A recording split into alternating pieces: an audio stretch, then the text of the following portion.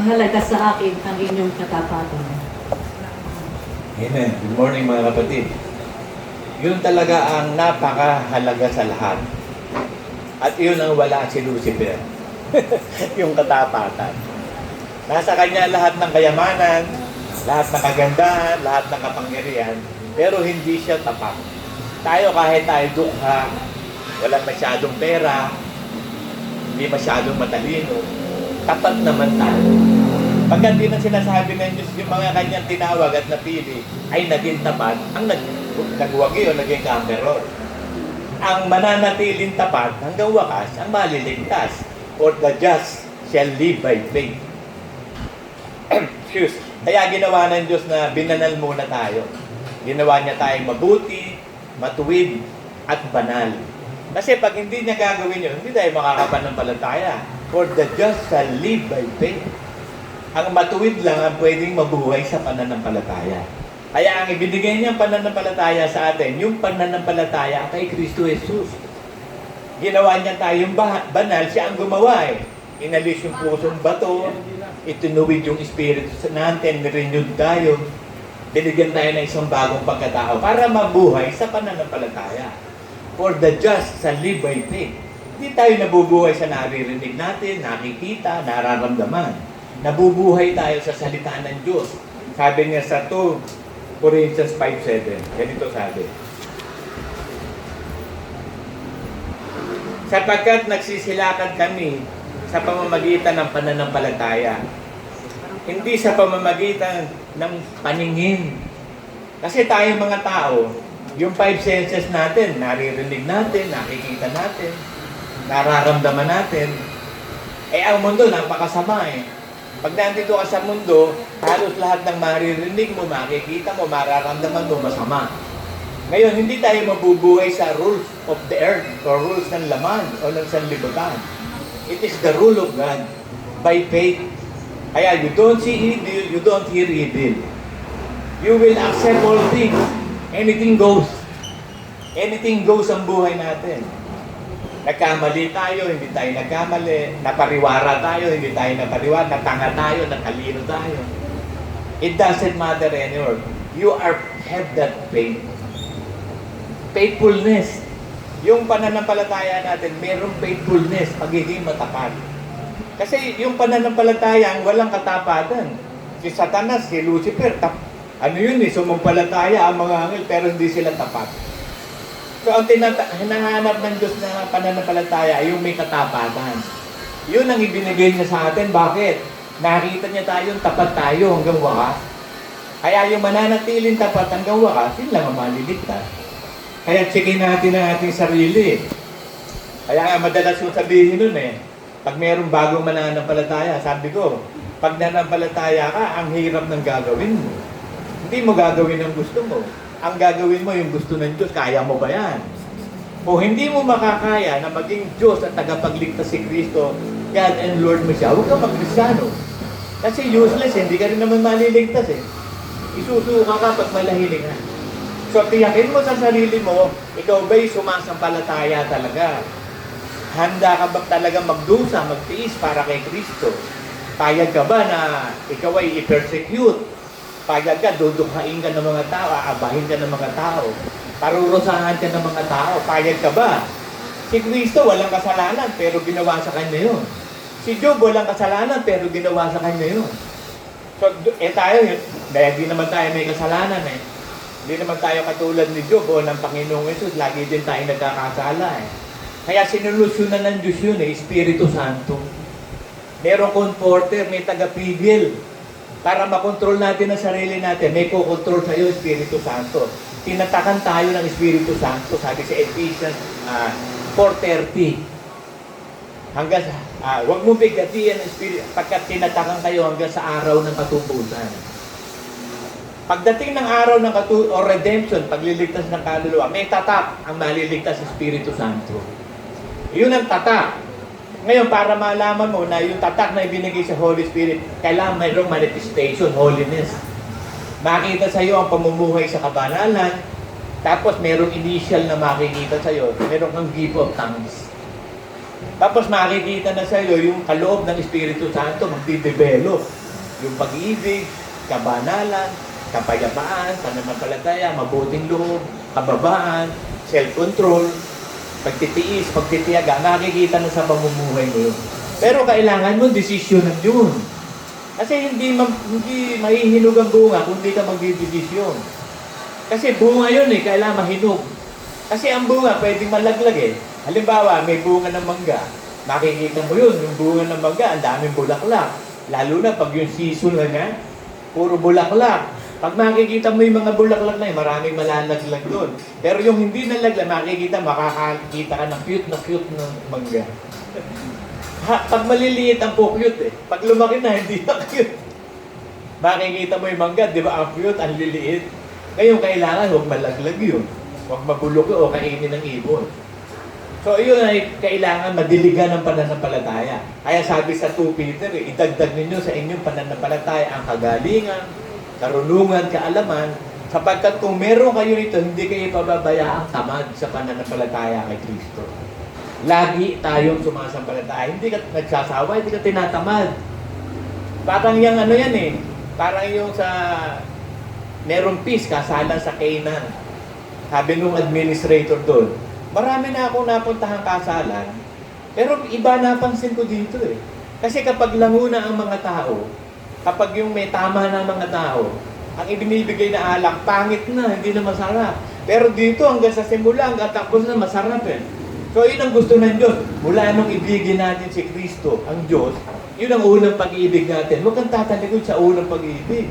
Kasi kapag ikaw tumalikod sa unang pag-ibig, ang pag-asa mo lang, bumalik sa unang pag-ibig. Napakahirap na pag intentional Wala nang pagsisisi yung nakalasap na ng kaloob ng Espiritu Santo. Yung nakaalam na ng mga darating na pangyayari. Yung nabigyan na ng Espiritu Santo at naliwanagan na at saka nahiwalay sa Diyos, hindi na pwedeng makapagsisi pa. Kasi sinasadya niya kasalanan. Katulad ni Lucifer at yung third angels niya. Alam nila lahat Kasama nga sila ng Diyos Alam nila lahat ng plano ng Diyos. Pero intentional sila nagkasala. So hindi na sila pinatawad. So ang ginawa lang nila, naglabo na. Pinili na ni Lucifer si Satanas. Kaya napundis siya. Ako naniniwala na ang itsura ni Satanas ngayon, yung Satanas napakapangit. Bakit? Kasi nung si Lucifer siya perfect in beauty. Ngayon, perfect in ugliness na siya. Dilim na siya Wala na siya sa liwanag, itinapon siya ni Michael dito sa baba at yung 1/3 So nakapag-ahari sila sa earth, sa first heaven, second heaven. Kasi yung third heaven, wala na. No entry na sila doon, hindi na pwede, tinapon. Sinukan na sila So tayo papunta pa lang sa third heaven. Baka mamaya papunta pa lang sa third heaven, isuka ka na. Paano ka isusuka? Yung nasa Revelation 3:14-15. Ikaw ay malahing nga. Gusto ko sana malamig ka kung malamig ka, mainit ka kung mainit ka. Ayaw niya ng malahining nga, ayaw niya ng bakla o tomboy. Ang gusto niya, kung lalaki ka, magpakalalaki ka. Kaya sabi, kayo mga babae, magpakalalaki. Ibig sabihin, determined in faith. Kailangan, determinado ka sa pananampalataya. Kasi napakahirap ng sumasampalataya, sabi sa 2 Timothy 3:12. Ang pumipili ng kabanalan ay siguradong uusigin. Sabi naman sa Matthew, ang nag-iwan naman ng kanyang magulang, ng kapatid, ng anak, asawa, dito sa lupa, sa pananampalataya Kristo, ay tatanggap ng mahigit na 100-fold at mayroong persecution. So pag ikaw nagpapakabanal-banal na, tanan ni Satanas yun, babanatan ka na nun, uusigin ka na, lahat ng gagawin para pabaksakin ka. Pero hindi tayo babaksak. Nasa atin ang Espiritu Santo. Kasi ang labanan, hindi naman natin labanan to Labanan to ng demonyo at saka ng Diyos kailan ba nanalo ang dilim sa liwanag? Michael nga, hindi na siya obra Hindi na siya obra kay Michael. Si Michael na ang pinakamataas na anghel ngayon doon sa langit. Ewan ko dito sa internet kung ano-ano pinalalabas Meron daw ganito, ganyan. Huwag kayong maniniwala. Yung pinipreach ko lagi sa inyo tungkol sa Book of Enoch, tsaka yung sa Jubilee, nandun na lagi sa TikTok, nakakagdahan ko. Talagang ibinigay ni Lord sa akin, i-preach ko yun before. Kasi darating sa internet lahat yun Hindi ano yun, hindi inspired book of God yun eh. Apocryphal yun, hidden. Kaya nga itinago ng Diyos yun para hindi. Pero ngayon, inilalabas ni Satanas. Worldwide.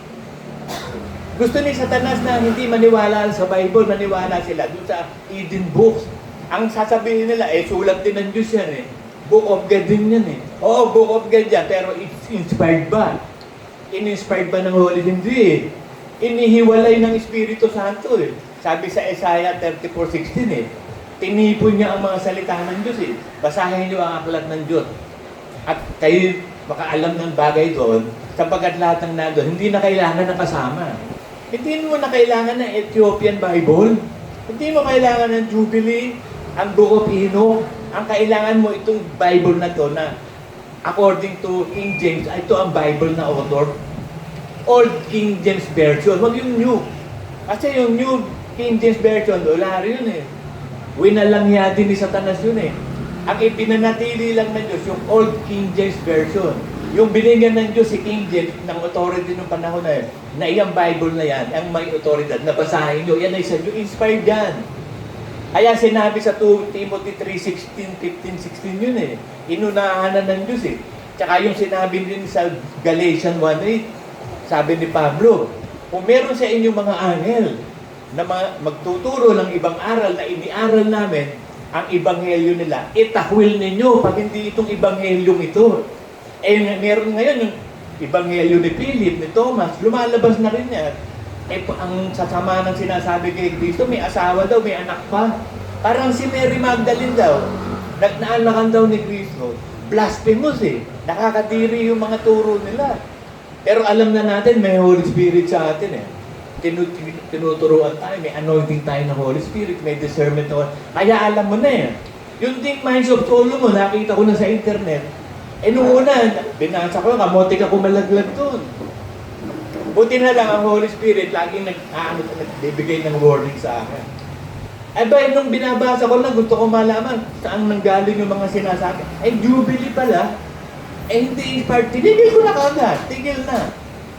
Gusto ko sanang basahin yung Book of Enoch tsaka Jubilee, pero hindi na eh. Maiinis lang ako. Kasi puro isip lang yan ng mga fallen angels eh. Sila gumagawa niyan eh. Kasi fallen na sila eh. Kaya nga sabi ko nyo, si Satanas, alam nyo, ang galing pag dumadating sa pagbaksak. Proven na proven ko yan. Pag may ginagawa ako, ano mong bagay, at bumaksak, mawawala na, hahanapin ko na, hindi ko makikita. Hindi niya alam, hindi naman ako naghahanap ng mga. Para mga tupa. Ang Diyos ang naghahanap ng tupa niya, hindi tayo. Ang ginagawa ng iba, nag-missionary work. Naghahanap ng tupa ng Diyos. Ang Diyos ang maghahanap ng tupa. Di ba sabi ng Diyos, kung meron kang isang daang tupa at nawala yung isa, hahanapin mo. Sino maghahanap? Ang Diyos, tupa niya yun eh. Tupa ba tayo? Tupa ko ba kayo? Tupa tayo ng Diyos. O di ang maghahanap ang Diyos. Tupa niya tayo. Pag-aari, yung pag-aari niya, siya maghahanap. At idinagdag ng Diyos sa iglesia, 3,000, nung panahon na yun, panahon ni Pedro. Ang Diyos ang nagdagdag. Kasi kung tayo maghahanap, palpak. Tayo naghanap eh. Ang nakuha mo pala, damo, maggugulo lang sa iglesia. Hindi katulad ng Diyos, ang kukunin niya, trigo. Pagpapala sa iglesia, hindi damo. At ang halamang hindi itinanim ng Ama, bubunutin. Itong huling panahon na to, magbubunutan na. Excuse me. Aalisin ng Ama ang mga hindi nakinig sa Kanya. Sabi, yung nakarinig sa Ama at natuto, binibigay kay Kristo.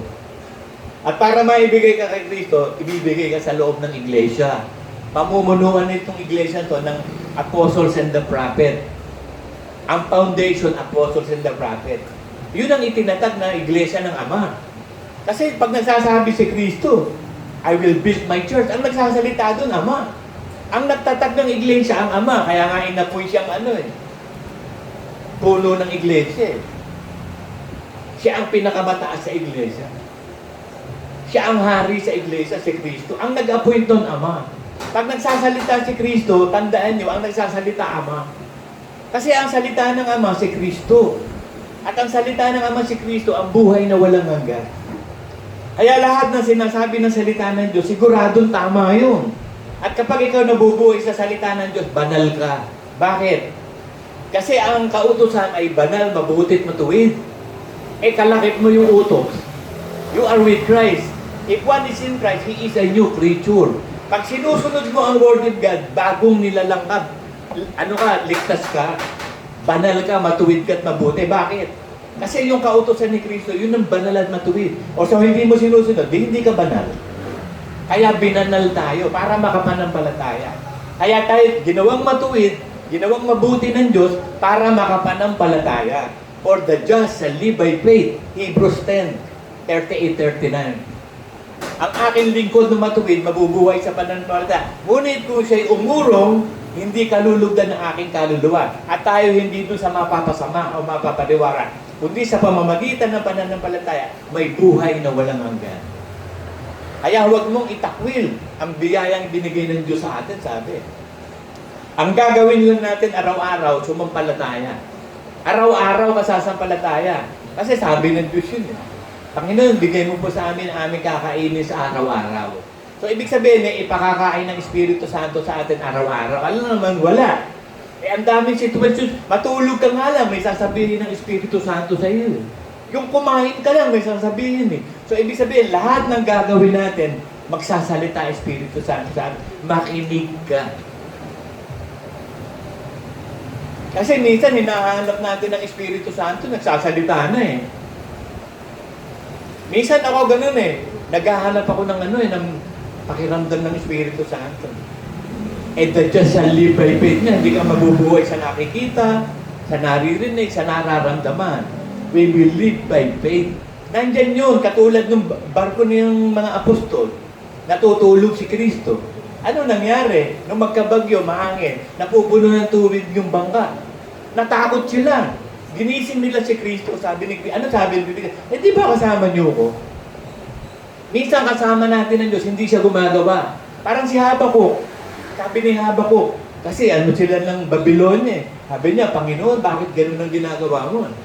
Ang bayan mo, iniiwan mo. Bakit mo kami dinala dito sa walang kakwentang-kwentang pagkaalipin? Masasamang tao. Ayaw mong gumawa sa amin. Sabi ng Diyos kay Habakuk, gumagawa ako.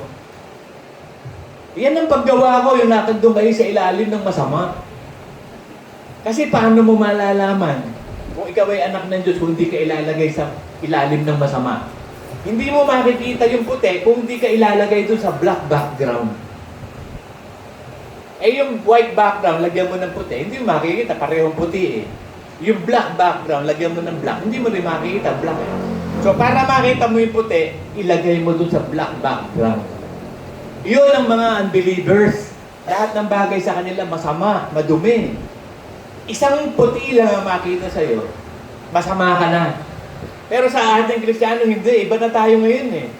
Kung paano tayo pinawad ng Panginoon, pinatatawad natin ang ating mga kapatid. Hindi na tayo katulad nung dati na isang error lang kapatid mo, galit ka na, isusumpain mo na. Eh, ganyan na mga unbeliever eh. Isang mali lang makita sa'yo, masama ka na eh. Hindi nila makikita yung kabuuang puti. Hindi nila makikita sa'yo yung tuldok. Naalala ko tuloy yung barkada ko nun, si Boy Martin. Sabi daw nung teacher, okay, describe the coconut. Okay, Mr. Martin, describe the coconut. Sabi ni Boy Martin, the coconut is like a big point. Tama. Pumunta ka sa malayo, ilagay mo yung coconut, big point yun. Tama siya. Pero kung titignan mo, hindi yun ang dapat isagot doon. Pero tama. Ang i-explain mo dapat doon, the coconut is a tree, yielding fruits, green, and having many leaves, and it is right, you can eat that. Pero yung sabihin mo, the coconut is like a big point, sa teacher, mali yun eh. Pero sa malawak ang pangunawang tao, tama yun. Eh, big point naman talaga. Sige, tignan mo, big point. May puntos talaga si Boy eh. Big point. Eh, walang ginawa din yun, kundi magdumurog eh. Mag-iinom eh, barkada eh. Tell me who your friends are and I will tell you who you are. Lahat ng barkada ko, lasinggero. Lahat ng barkada ko, walang niya. Lahat ng barkada ko, ati.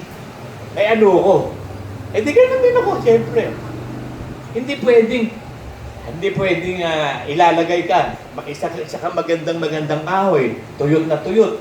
Mahusay. Eh ilalagay niya sa nag-aapoy ng mga kahoy. Sa palagay mo, hindi ka rin magsisindi?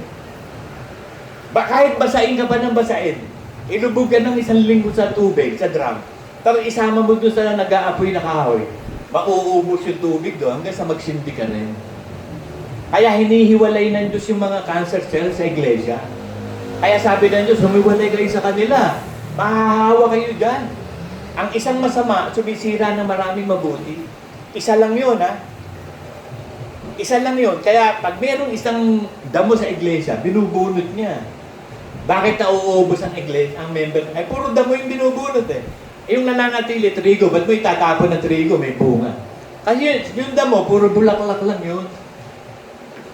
Hindi naman nagbubunga yun eh.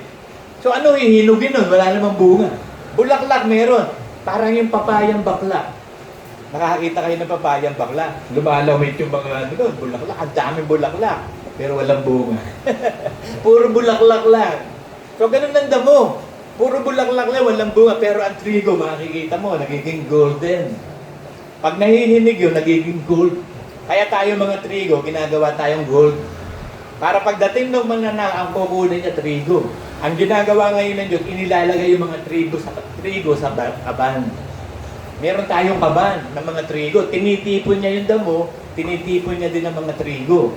At yung mga damo, susunugin yun sa apoy. Yung mga trigo, pababanalin niya. Ihahanda niya.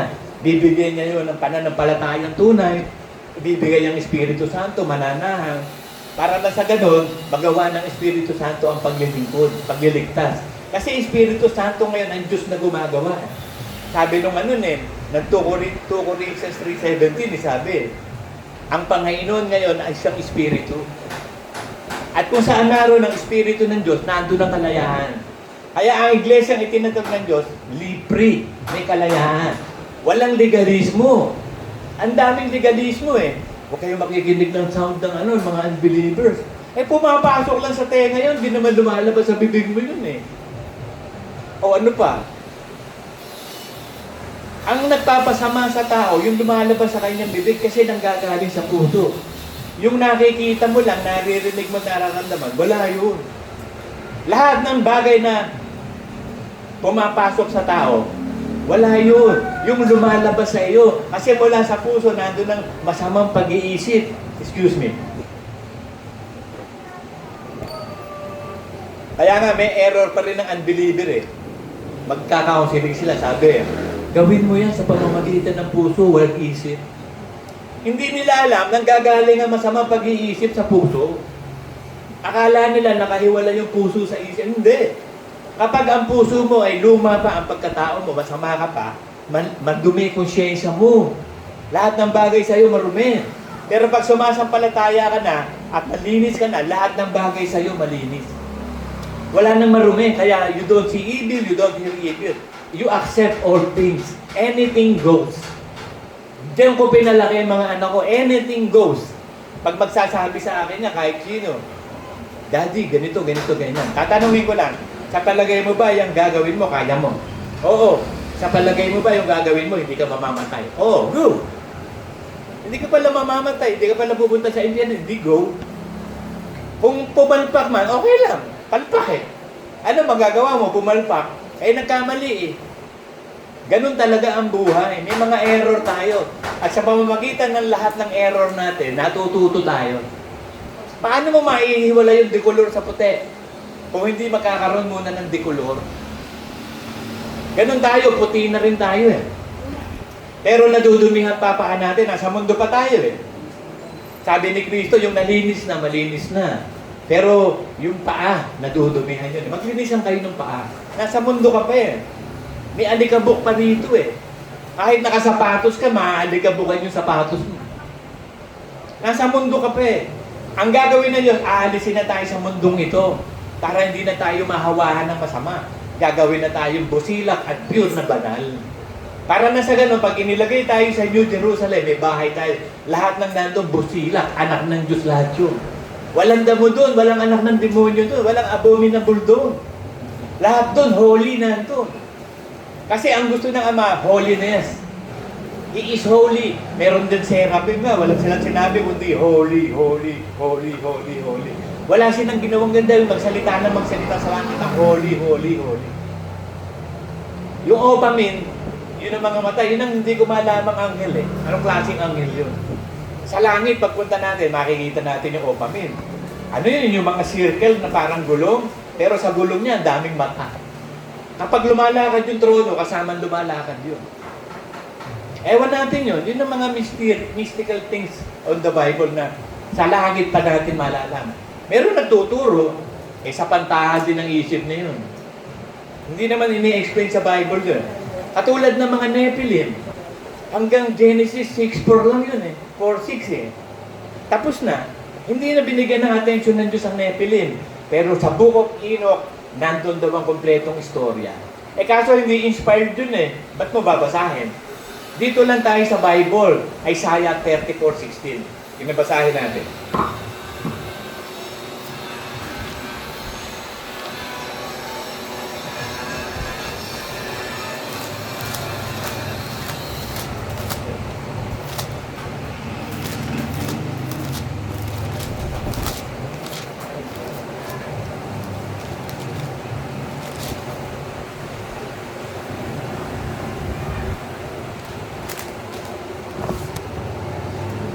Inyong salaksakin, inyong saliksik, salaksakin, kutsilyo, salaksakin nyo ang kapitbahay nyo. Inyong saliksikin ang aklat ng Panginoon. So, merong Book of God, may ipinasulat siya. Ngayon yung ipinasulat niya, in-inspired niya yun. Binigyan niya ng inspiration ng Holy Spirit. Inyong saliksikin sa aklat ng Panginoon. At inyong basahin. Ang dami nang hindi nagbabasa. Nakikinig na lang, nanonood na lang ng internet, madadali ka dyan. Pagbasa ka ng King James Version, sigurado tama. Pag tinatamad ka at manonood ka ng internet, aasa ka, ang daming mga isip nila doon. Who is creation before Adam? Biruin mo, first man nga and woman yun si Adam and Eve, tapos mayroon pang created na iba. Doon pa lang mali na ba't babasahin mo pa? Mali na Kapag mali na yun. Parang pelikula lang yan Pag ang bida okay, siguraduhin mo, bida nun, maganda yung pelikula na yan. Kasi okay yung bida Dumaan na sa maraming experience, lumaki na ang sweldo nun Bakit tatanggap na maliit na sweldo yun? Tsaka chinecheck nila yung kanilang lalabasan na istorya kung magiging okay yun. Pag pangit, di nila kinukuha yun. Yun ang mahuhusay na artista. Kaya pag nakita ko, ngayon, daming patay na artista na, di ba? Ang pinapanood ko lang si Fernando po, Rudy Fernandez The rest, ayoko na patay na pareho. Kaya, soap opera na lang ako. Soap opera. Ayaw mo kay Robin? Si Amira? Robin, ayaw mo. Ayoko dun. Basahin natin to. Ulit, inyong saliksikin sa aklat ng Panginoon at inyong basahin. Kahit isa sa mga ito hindi magkukulang. Kita mo, kahit isa sa kanita hindi magkukulang. O bakit babasahin mo pa yung Book of Enoch? Wala na palang kulang. Kompleto na to. Old Testament and New Testament. Kompleto na. Wala ka na hindi nga magkukulang Kasi sila, at huwag kayong inihahalin tulad ko, sabi sa 1 Corinthians 4:6, sabi ni Pablo, inihahalin tulad ko ang aking sarili kay Apollo, na kayo matuto sa mga bagay na nasusulat, upang huwag kayong maging mapagbataas o mas magmarunong. Babatay lang tayo sa nasusulat. Ano yung nasusulat? Inspired Book of God. Ano yun? Old King James Version. Noong ko ba ito pinipreach, ngayon, talagang antindi na sa internet, talagang grabe na pinakikita nila rito. Araw-araw, pag chinechi ko yung YouTube Sangkatel ba ang false teachings? Kahit isa sa mga ito hindi magkukulang, walang nangangailangan ng kanyang kasama. So, hindi na kailangan ng kasama o support. Wala nang support na kailangan. Sapat na yan. Lahat ng support nandyan. Hindi na kailangan ng kasama. Walang pangangailangan ng kanyang kasama sapagkat iniutos ng aking bibig at pinisan sila ng kanyang Espiritu Santo. Sinalita ito na Diyos at pinisan ng Espiritu. Ano yung pinisan? Pinagsama-sama. So, ang gumawa ng Biblia para mabuo ito, Espiritu Santo. Kung paano siya ang gumawa ng korte ng earth ng creation, ganun din executor ng Espiritu Santo eh. Kung ano sinabi ng Ama, yun si Kristo, i-execute yun ng Espiritu Santo. Parang as Secretary General yung Kapag mayroong apostol, kung sino yung secretary niya, yun ang little president, yun ang mag-i-execute ng utos ng Diyos. Kaya nung araw sa iglesia natin, sabi ni Brother Manny, executive secretary ka. Yan ang tinarget ni Toteng na hindi ibinibigay sa iyo. Lahat ng sasabihin ko sa iyo, matutupad ko sa iglesia. Kaya yun, hindi nila alam yun. Ang nakakaalam na si Manuel, si Elmot, si Carly. Pero kita mo kung mo alam na ni Elmot Carly, hindi pa rin in-honor si Brother Manny. Sinira pa rin nila ang kautusan ni Brother Manny. Doon mo makikita na kahit kita na, lumalabas pa rin ang pagkasalbahe. Kaya ang gagawin ng Diyos sa millennium period, pag may masama, patay agad. Bakit? Ang kasama nila, Diyos mismo eh. Ang makakasama ng mga tao nun, glorified body na si Kristo, pati tayo eh. So alam nila Diyos yung kasama nila, bakit mag-i-intentional pang gumawa ng masama? Kaya pag sumubay sa utos ni Kristo, patay agad. Ganon din sa langit. Alam na ng one-third angel ng demonyo ni Lucifer, ang lahat-lahat eh. Bakit nag-intentional sin pa? Bakit pag ginawa niya kasalanan? Intentional yun eh. Walang kapatawaran yun. Alam mo na eh. Kaya yung nakaliwanag na, nakalasak na ng kapangyarihan darating, na habagahin na at nahiwalay sa Diyos, hindi na maaaring dalhin sa pagsisisi. Pagkat muli na naman niyang ipinapakako si Kristo sa krus at iginagawa na naman sa kahihiyan. So, pinisa ng Espiritu Santo. Ganon din tayo. Ang pumisan sa atin, Espiritu Santo, ba tayo nagsasama-sama ngayon? Ang Espiritu Santo, pinisan tayo. Narinig natin ang tinig ng Ama, natuto tayo. Ibinigay tayo kay Kristo na siyang ulo ng iglesia. Si Kristo ang ulo ng iglesia at ang Holy Spirit na kay Kristo. At sa lahat ng member ng iglesia na itinatag ng Diyos, nandun ang Holy Spirit. Kaya sabi ni Kristo, magala kayo. Ako'y aalis at pupunta ako sa Ama. Magala kayo sa sandaling panahon. Pero isusugo ko ang Espiritu Santo, hindi kayo mag-iisa. Kaya isinugo sa atin para manahan sa atin. Kasi para makarinig tayo talaga na wagas na araw, si Kristo ang tatanggapin, ang hanapin. Asa si Kristo? Nasa langit na yun. So ang iniwan niya, Biblia, written Bible, all King James Bible, and Holy Spirit. Kasi iba-iba ang churches na yun eh. Merong Pentecostal church na tinatawag. Yung Pentecostal church, puro power yun, walang word of God.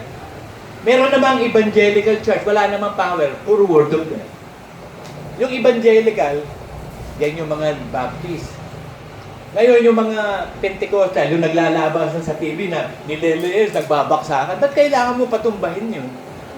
Anong reason bakit patutumbahin ng Holy Spirit yung tao mananampalataya? Ang tinutumba si Satanas. Di ba nung hawakan ni Kristo at hawakan ni Kristo yung poses ng demonyo, tumumba? O bakit ito mga ito natutumbahan? Mga demonyo ba mga namin? Hindi natutumba nung hari nila. Walang ganun. Meron pa nga ako nakita naman na pagkatapos mag-worship, lumalabas, kumakain ng damo. Ano yung kalabaw ba yun? Tsaka mga kambing. Binuhin mo, kakain ka ng damo. Ano yun? Yung iba naman, tawa ng tawa ng tawa. Ano yung mga loko-loko ba yun? Ang daming naglalaban, kiniklaim nila sila yung Church of God. Ikiklaim mo, kita sa iyo yung bunga eh. Ano, meron bang anak ng Diyos na tawa ng tawa, wala namang dahilan? Okay yung tumawa, pero may dahilan. Tawa ka lang sabihin mo, sa Diyos yan. Tapos kakain ka ng damo, ano, kahayop? Si Nebuchadnezzar lang ang kumain ng damo. Isinumpa siya ng Diyos. Kasi ayaw ni Nebuchadnezzar kilalanin ng Diyos na siyang gumawa ng langit at lupa. Ang ginawa ng Diyos sa kanya, ginawa siya parang luho-luho. Ginawa siyang busabos na hayop. Kumain ng damo. Ba't yung mga yun pinagpupuri nila sa Diyos sila kumakain ng damo? Di followers sila ng Nebuchadnezzar, kumakain ng damo. Ititin mo yung damo. Anong kainin? Teka. Balik tayo dito mga kapatid. Basahin natin ang Matthew 8.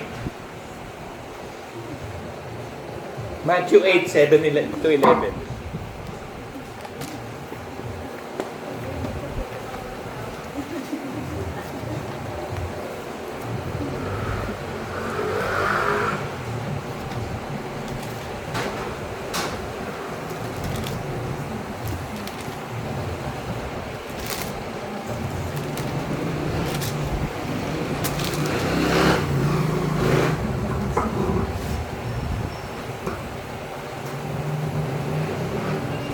Kasi itong istorya nito, yung centurion. Yung centurion, nung pumatok si Jesus sa Capernaum, ewan ko kung ano pronunciation doon, Capernaum. Tayo, Capernaum, di ba? Tagalog. Pero pag sinabi mo sa Google yon, pronounce, gano'n sabihin mo, sasabihin mo, Capernaum. Nung pumasok si Cristo sa Capernaum, sinalubog siya ng centurion. Sabi ng centurion, Panginoon, yung aking pong alipin, lumpo, hirap na hirap po. Pagalingin mo po siya. Sabi ng Cristo, hindi ka, pupunta tayo. Hindi na po, hindi kayo karapat dapat pumasok sa bahay ko. Sabihin nyo lang. Sabi ni Cristo, ibang klase faith nitong centurion na to. Unbeliever yun, ha? Hindi Israelite yun, centurion na yun. Hentil yun. Sabi niya, hindi ako nakakita ng ganitong matinding pananampalataya sa Israel. Kaya sabi, ang mga anak ng kaharian lalabas sa sa outer darkness. Ilalabas sa kaharian. Maraming Israelites na hiniran ng Diyos, hindi pupunta sa langit. Kaya sabihin niyo lang po. Tapos sinabi ni Cristo yung oras na yun, magaling na ang alipin mo. Tapos sinalubog siya nung alipin ng isa. Sabi niya, Panginoon, yung ating pong alipin na may sakit, magaling na. Anong oras? Sinabi, ganun. Nung sabihin ni Cristo mismo, magaling na siya. Magaling na siya. Kasi ang salita ng Diyos, very powerful. Kaya yung faith natin, kung meron tayong pananampalatayang matindi, your faith has made you rule. Yung babaeng inaagasan, matindi yung faith nun. Great faith yun, katulad na sa centurion. Ano sabi nung inaagasan? Mahipo ko lang, yung laylayan ng Panginoong Isus, magaling na ako. Yun ang nasa puso't isip niya, mahipo lang, magaling na siya. So ganun tayo, pag-aralan natin yun. Kahit walang doktor, kahit ano, pwedeng pagalingin natin kung mamimit natin yung pananampalatayang yun. Ako yun ang pinag-aaralan kong gawin eh. Kasi sa katerba, sakit ko eh. Ang dami kong harness. Sa dalawang tuhod, sa balakang. Lahat ng katawan ko masakit. Kada ako gigising sa umaga, hirap na hirap. Pero nakakakilos ako sa pamamagitan ng Espiritu Santo. Sa pamamagitan ko, hindi ko na kaya eh. Talagang immobilize ako ni Satanas. Lahat ng paraan ginagawa niya sa akin. Bata pa ako, pinapatay na ako niya. Hindi niya ako mapatay-patay. Hanggang pinapatay ako, hindi niya ako mapatay-patay. Ang isang kagaguhan niyang pinatay niya, si Jesus Christ. Hindi dapat mamatay yun. Bata pa, pinapatay na si Kristo rin, di ba? Sa pamamagitan ng paraon. Sa pamamagitan ni King Herod, pinapatay na si Jesus Christ. Pero hindi na, bakit? Kailangan lumaki para magawa yung ministeryo, yung kalooban ng Ama. So, ganun din tayo eh. Mayroong kalooban ng Diyos sa bawat isa sa atin na gagawin natin. Kaya ako nandito, hindi ako mapatay-patay. Ako pala'y pastor. Samantalang ang gusto ko, hari ng sindikato. Kontrang-kontra sa gusto ng Diyos. Ang gusto ko, mag-hold up ng bangko. Kaya ko eh. Maliit pa akong bata, nagawa ko na yun, yung papaglaki ko pa. Alam niyo lahat ng magagaling na mga tao, nagsimula sa bata. Kapag ang bata nakita mo, may talent yung anak mo. Ang galing mag-dribble. May hasahin mo sa basketball. Nandun ang talent niya eh. Pagdating ng panahon, most valuable star yan. PBA, NBA pa. Kung ano nakikita mong talent ng anak mo, hubugin mo doon mo siya i-develop na maging perfect siya, maging professional siya doon. Hindi yung kung ano gusto mo. Iba, gusto ng magulang. Gusto ko sana maging accountant. Eh, ang bobo sa number, ang accountant.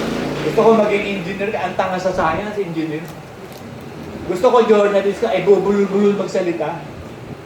Iayon mo dun sa, sa potential ng bata. Iayon mo sa kaloob ng Diyos na ibinibigay. Katulad ng pagkanta. Merong, ang mga tao ngayon na merong gift ng singing, mga milyonaryo, bilyonaryo. Pero kung mawalan Diyos, nagpapakamatay pa. Di ba? Yung sa Nirvana. Di ba? Sikat na sikat siya nagpakamatay pa siya. Ay, yaman-yaman na niya. Yung iba naman namamatay, kagaya ni Del Bona, ni Paul Morrison, si Jimi Hendrix. Ang dami niya, pero pinatay na ng Diyos. Pero ang gagaling nila, nabuhay sila, na walang kahirap-hirap. Ang hanap buhay nila, ini-enjoy nila, gift ng kaloob ng Diyos sa kanila. Eh, ang problema, hindi nila ibinalik sa Diyos eh. Kasi yung gift na yan, kaya ka binigyan ng Diyos, para sa Panginoon yan, hindi katulad ni Lucifer, kaya siya inihanda sa worship, siya talaga binigyan ng gift of worship. Eh, ang problema, nagwalang niya eh. Di wala ka na. O ganun din yung mga nakikita mo, may mga born again na singer. Puro Diyos ang sinasabi. Tingnan mo, sumasampalataya ba yan? Ang dami nagsasabi, pag pituloy kita, bakit? Hindi ba nandun sa Brian yan? Ang daling magsalita eh. Pero nababatay ba sa pananampalataya? Tayo, mababatay tayo sa pananampalataya. Hindi tayo mabubuhay sa naririnig natin. Katulad ng ibang mga pastor, kung kayo makikinig ng mga rap, kung kayo makikinig ng awit ng mga unbelievers. Bakit? Pumapasok lang sa tenga yun, palabasin mo sa kabila. Ano nangyari sa iyo? Pinakinggan mo, gusto mo yun, kanta magaling na singer kayo yun eh. Bakit hindi? Artist yun, artist ka rin eh. Ba't mo babawal? Yung lumalabas, kabibig ng tao. Magmura ka lang. Sige, magmura ka. Kahit simpleng mura, mura mo, marumi ka na. Pero makinig ka na, bakit mo pinakikinggan yung mura? Bakit ba? O nakakasama yung pakinig? Ang dami mo naririnig, nag-aaway-aaway, nagmumurahan. O bakit na pinakikinggan mo? Di sana huwag mo na rin pakinggan yun. Ayaw mo pala makinig ng mga awit ng unbeliever. Bakit may mga awit ng unbeliever na papayapa ka? Bakit may mga awit ng unbeliever na nostalgic, na pupuspos ka ng pag-ibig? Kasi mo niyo ba yun? Puro kapayapaan ng pag-ibig nararamdaman mo pag kinakanta yun. Itong worship talagang gumawaan si Don Moen, si Amor, Ellen Amor. Yan talagang binigyan ng gift ng Diyos siya mag-compose ng mga hit, maranatang, mga kantang pang Diyos talaga. Binigyan ng gift niyan. Pero merong unbeliever na binibigyan ng revelation. Yun lang si Neil Young eh. Sabi niya, there's a lot to learn in wasting time. Si James Taylor, binigyan din ng gift yan. The secret of life is enjoying passing the time. Kita mo, nabigyan sila ng revelation. Yung pagpapassing of time, ang hirap niyan eh. Yung mag-uubos ka ng oras, pinakamahirap sa lahat yan. Nasa mundo tayo dito, wala ka mapaggagawa, hindi ka naman pwede magbisyo. Katulad ko, masaya lang ako pag nagmamadyong, umiinom, nagtuturo. Hindi ko na pwedeng gawin, bago ako nilalang. Nandun na yung faith, hindi ko na gagawin yun. Pinaninindigan ko, dahil ang gusto ko sa langit. Hindi mo nagagawa, kaya sabi ko nga doon sa sumasampalataya, ikaw ba sasampalataya talaga? Kung sasampalataya ka, hindi mo gagawin yung gusto mo. Kaya mo ba yun? May nagpunta dito dati. Gusto daw niyang sumama sa iglesia. Sabi ko, ikaw ba sigurado ba na? Opo, ligtas na po ako. Ibig mo sabihin, ligtas ka na, ba't nandito ka pa? Ligtas ka pala. Dapat nasa langit ka na, ligtas ka na eh. Ligtas tayo by hope. Gusto mo bang ipaliwanag ko sa'yo? Hindi mo, ligtas na ako. Ayaw mong ipaliwanag ko sa'yo. Ayaw mo pala. Hindi ko ipapaliwanag sa'yo. Hanggang sa umalis yun, hindi na nakabalik dito. Ganun, naturuan sila kasi na if you accept Jesus, you are saved. Hindi pa, tinanggap mo ba lang, saved na? Ba't ang mga demonyo, tinatawag pa Panginoon, hindi naman ligtas. Tinanggap nga nila eh. Tinanggap nila ang Ama, ang Espiritu Santo, si Kristo, pero hindi sila sumampalataya. Sumampalataya sila, pero hindi tapat. Yun na nga, sumampalataya, hindi pa din maliligtas eh. At ikaw, ang lakas ng loob mo, sabihin mo, ligtas ka. Sabi nga sa 1 Peter eh, kung tayo matutuwid, parang bahagya lang kaligtasan eh. Apostol pa nagsabi nun, si Pablo nga, sabi niya, sinusupil ko at hinahampas ko ang aking katawan at pinipigilan ko ang aking katawan. Baka sakaling sa pagtuturo ko ako isumpa. Si Pablo na yun, ha? Si Pedro na. Mga apostol talaga yan na talagang proven na. Tapos ganun pa sinasabi. Tapos ikaw, nakapapanampalataya mo pala, ang yabang mo na. Ang pwedeng magyabang, yung naguhubad ng uniforme. Nagsusuot ka pa lang ng uniforme, yabang mo na. Baka mamaya, pagpunta mo sa barilan, hindi pa nag-uumpisa, patay ka na eh. Pero yung mga pwedeng magyabang, hindi nagyayabang. Yun yung mga dumaan na sa experience ng mga sundalo. Huwag mong gagaguhin yun, aapi ka na ibang tao, patay ka dyan. Kasi makatarungan yung mga yan. Ako alam mo, kaya ako nahiran ng Diyos. Kita niya yung spirito ko ng pagkamakatarungan. Kahit walang hiya ako ng bata, ayoko nung may naaapi, pero ako nangaapi. Ayoko nung may gumagawang masama, galit ako. Pero ako gumagawa ng masama. Tsaka makatarungan ako eh. Bata pa ako, makatarungan na ako. Pag mayroong bagay na sigalot, ako mag-aayos no, peacemaker ako. Kaya anong paglaki ko, nakita ng Diyos yung karakter na yun, pwedeng gamitin. Katulad ni Pablo. Masama si Pablo, pero nakita ng Diyos yung faithfulness ng puso ni Pablo. Kasi ang Diyos ang tumitingin sa puso. Hindi sa panlabas na anyo.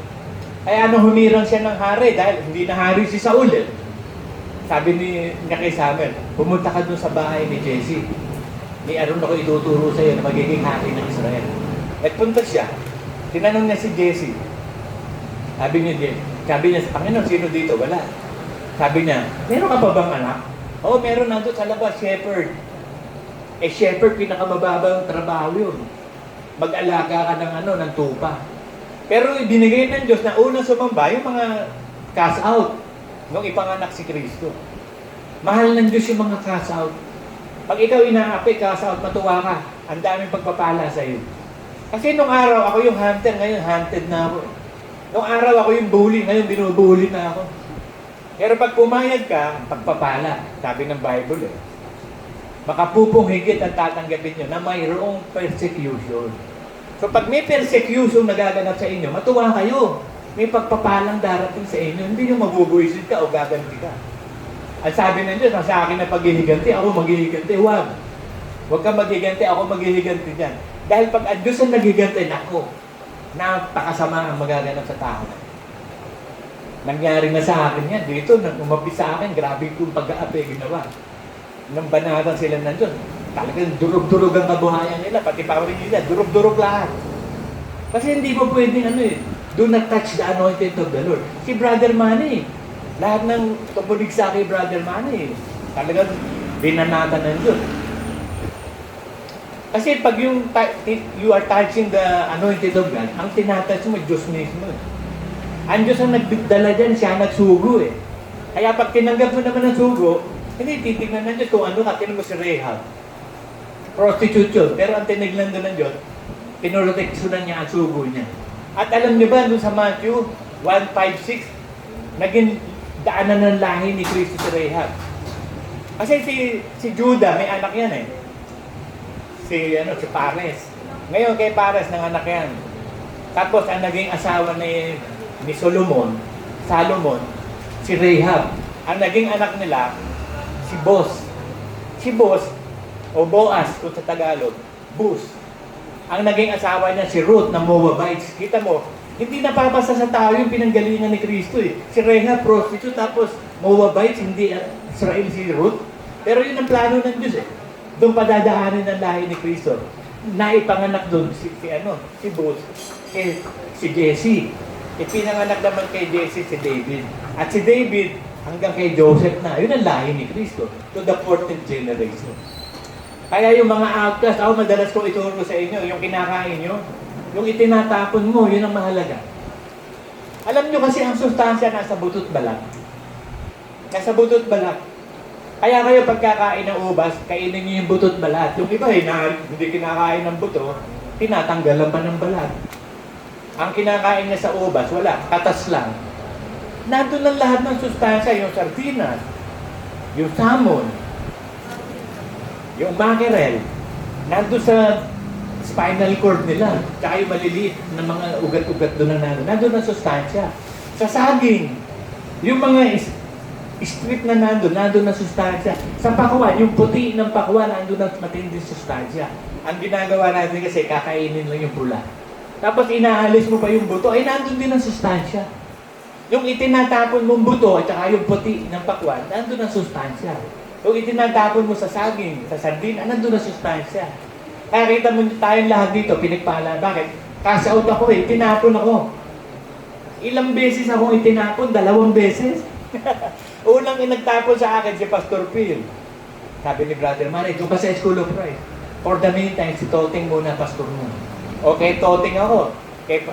Doon ako na, kay Ernest Borgnine. Si Ernest Borgnine. O di na ako kay Toting. Ano ginawa na yun? Pinalayas din ako ni Toting. Sabi ni Brother Manny, sa akin ka.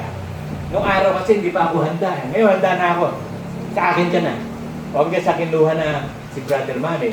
Direkta na ako kay Jesus Christ. So ang mga apostol ngayon kami yung sinugo. Kasi wala na, ubus na eh. Putol na yun, ng authority, line of authority. Kung titignan mo yung line of authority, Ama, si Kristo, Apostol, Bishop, Pastor. Eh wala na eh. Wala na yung apostol, patayin eh. So bishop, kaya pala ako ginawang bishop. Mamamatay si Brother Man. Kaya yun pala yun, yung sabi ni Brother Manny, bakit kaya ako mamadali ng Panginoon namin? Bishop ka. Ay ko, hindi, ano? Huwag niyo akong gawin bishop, ayoko. Bishop ka. Paano ako magiging bishop? Wala naman pastor, bibigyan kita 4. 4 na pastor, si Manuel, si Alex, si John Olbiga, tsaka si Salvi. Meron pang isa si OG, taga Makati. Nawala naman yun, hindi rin tunay ang faith nun eh. Biruin mo, 5 kaagad ang pastor ko, ang kailangan para maging bishop, 2 eh. Ang ginawa nila, inanoint nila si Alex na bishop, wala namang pastor. Yun ang bishop na walang pastor. Bakit? Anointed ng tao. Kapag ang Diyos ang nag-anoint, yung hindi mo pinagpagalan, ibibigay sa iyo, sabi. Yung hindi mo pinaghirapan, aanihin mo. Yun ang sabi ng Bible. Hindi naman ako nagpagal doon, hindi naman ako, pero pinaani ko nandun. Ibinigay sa, ang nanatili lang si Manuel, nawala na yung lahat. Si Jude Olbiga, grabe pagkawala niyan. Talagang iyan na, talagang pusang itinapon. Kasi problema ko yan si Jude Olbiga. Sabi ko, Brother Manny, may problema ako. Si Jude Olbiga, binigay mong pastor sa akin, hindi naman sumusunod. Bakit? Ayaw mag-worship sa Palatio wala akong problema. Bakit wala akong problema? Ayaw bang mag-worship? Ayaw. Di itapon mo. Ayaw pala huwag mong pilitin yung ayaw. Lahat ng ayaw, tapon. At tinan mo ang Diyos. Kita mo doon sa panahon niya, di ba? Yung panahon ng araw ng Libyana. Sa Benjamite siya, di ba? Naikwento ko na to sa inyo, from 32,000. Si Gideon. From 32,000 hanggang 300. Yung 32,000 yun, tinanong niya, sabihin mo kung sino yung talagang gusto maglingkod. Yung ayaw, umuwi na sa bahay nila. Pero mo, 22,000 yung ayaw. Samantalang tinawag yun, kasama ng iglesia, pero umayaw. 22, ang natira 10,000. Sabi ng Diyos, madami. Naikwento ko na sa inyo, ang natira 300. Gideon 300. Naipelikula to si Lycidas ng Greek. Yung Greek 300. Napalabas siya, ginaya nila yung Gideon 300. Maganda rin yun. Matitinding Griego, natatapang nun. Sa Mertopopyle Mountain. Mertopopyle ba? Ewan ko. Doon. Meron doon, lugar na daanan na secret.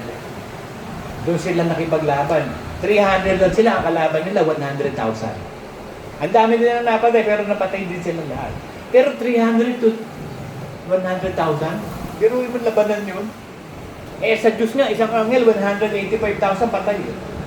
Kaya si Sennacherib umuuwing luhaan nung sumasampay siya sa idol niya, pinatay pa siya ng 2 anak niya. Pinakita ng Diyos kung gaano ka-power. Si Hezekiah, sabi niya, Panginoon, wala akong pwedeng asahan kundi ikaw. Napakaraming kalaban ng Philistines. Hindi kami mananalo, kakarampot lang ang bayan ng Israel. Sino mo sinabi ng Diyos, huwag kang mag-alala, magpapadala ako ng anghel. Nagpadala ng isang anghel, 185,000, umalat, patay lahat. Nung makita ni Sennacherib, sabi nga, ano itong nangyari? Umuwi siya sa bahay. Tapos nag-pray siya doon sa idols niya. Nakita pa siya ng 2 anak niya, pinatay pa siya. Talo na sa gera, pinatay pa. Ganun sumpa. Ganun magiganti ang Diyos. Kaya kayo, kapag kayo inaaway ng tao, huwag niyo gagantihan ng masama. Hayaan niyo lang silang apihin kayo. Kasi may pagpapala. Merong pagpapalang nakalagay na sa atin. Sabi ng Bible yun, di ko na matandaan kung sa Matthew 15, yata. Ang nag-iwan ng kanyang ama't ina, asawa at mga anak, kapatid, dahil kay Kristo Jesus, ay magmamana ng makapupong higit dito sa panahon ito, 100-fold, at ang dulo nito, buhay na wala hanggan. Kasama ang pag-uusig. May kahuling kasama ang pag-uusig. Gusto mo lang pagpapala, ayaw mo ng pag-uusig Hindi pwede. Gusto mo mag-glorified? Ay, magtiis ka. Anak ka ng Diyos, karamay ka ni Kristo sa hirap, i-glorified ka. Pag hindi ka nakipagtiis kay Kristo, hindi ka glorified. Sabi nga ni Magnoli, walang hirap, walang sarap. No pain, no gain. Si Kristo, bago niya na tubos ang kasalanan, nasa libutan, grabing hirap. Biruin mo yung hirap na yun. Nung ipakita nga ng Diyos sa kanya, gagawin, pwede ba? Huwag na. Gaano kahirap talaga yung nakita niya. Para sabihin, pwede ba yung cup na to, pass. Pero not my will, but your will be done. Ganon din tayo Kahit napakahirap ng buhay nyo, ako nga, minsan gusto kong umiyak eh. Sa hirap na kahit ba't gusto ko umiyak, pero hindi ako umiiyak. Nag-ahari sa akin yung kagalakan. Sabi ko, kahit pala hindi mo hingin yung kagalakan at kapayapaan, ibibigay ng Diyos pag gusto niya. Kasi nung isang araw, nagbabara ako. Hindi ko malaman bakit masaya ako. Payapang-payapa ako, masaya ako. Ganito pala kapag gusto ng Diyos ibigay yung kapayapaan, hindi mo kailangan hingin. Kita mo, nung pag sumasamba ang Israel, kusang bumababa yung clouds, yung pillar of clouds. Lumilitaw yung pillar of fire sa gabi. Ang Diyos gumagawa nun. Pag nag-worship tayo nun doon sa Santo Tomas, nagkaroon ng pakatinding ng Holy Spirit nun, sabi ni Brother Manny. Ibinaba ng Espiritu Santo si Kain na Glory. Pag gusto niyang ibaba si Kain na Glory, ibababa niya. Tayo, ganun din dito. Ilang beses ko na naranasan na si Kain na Glory sa iglesia. Siya nagbababa eh. Siya ang nagbababa ng pillars of clouds. Si Kain na Glory nun. Pero nung mamatay si Eli, dahil salbahe yung mga anak niya sa sanctuary, hindi mo ninanakawan, tapos nakikipag-sex pa. Nung mapalaban sila sa Philistine, patay yung dalawang anak niya. Tapos ito naman, nung malaman ni Eli, nakaupo siya sa nahulog siya, humataw yung likod niya, nabali yung spinal cord niya, patay siya. Ayun, wala nang si Kain na Glory. Nawalaan si Kain na Glory sa Israel. Bakit? Ay yung mismo mga namumuno, walang niya eh. Tapos yung magmamana ng mga pinuno, walang niya din. Bakit nagkaroon ng judge sa Bible sa Old Testament? Bakit? Yung mga anak din ni Samuel, hindi rin karapat dapat. Kaya humirang na lang ang Diyos ng mga judges, kaya may mga judges. Tapos nagsawa sila sa Diyos, gusto naman nila hari. Sabi ni Samuel, Panginoon, ikaw ang hari ng Israel. Kaya mo, ibigay natin ang hari. Binigay si Saul. O nung ibigay si Saul, walang hari. Si David lang ang talagang pastor ng Diyos. Nanatiling nagsisi, nagpakabanang-banal. So ang Diyos ang nagbibigay ng sikahin na glory. Sabi ko hanap ako, gustong-gusto ko sikahin na glory. Pero nung isang araw, naranasan ko sikahin, wala naman akong ginagawa. Di ba ganun yung sabi niya kay Moses? Sabi niya, Moses, makita sa las, mag-usap tayo. Pwede nang kausapin, pero pinaakyat pa doon. Kapag gusto kang kausapin ng Diyos, hindi mo kailangan hanapin siya. Ganyan na nangyari sa amin sa Paras. Pinag-fasting kami ni Brother Roth. 3 araw, 3 gabi, fasting. Tapos, hanggang sa marinig mo ang tinig ng Diyos. Kami naman, kung pinuno, di sumunod kami, fasting kami, 3 days and 3 nights. Talagang gutom na kami. Sabi ko kay Manuel, bababa ako, magluluto ako ng mami. Nagugutom na ako, hindi ko na kaya. Sabi ni Manuel, sama ako. Ay narinig ng mga nando, ano yan? Kakain kami. Sama kami. Wala na nag-fasting, no? Tapos, no, pagkakain, no? Sabi ko, gusto ko talaga marinig ang tinig ng Diyos. Umakyat ako sa sanctuary. Nagkataon, nandun din si Bombet.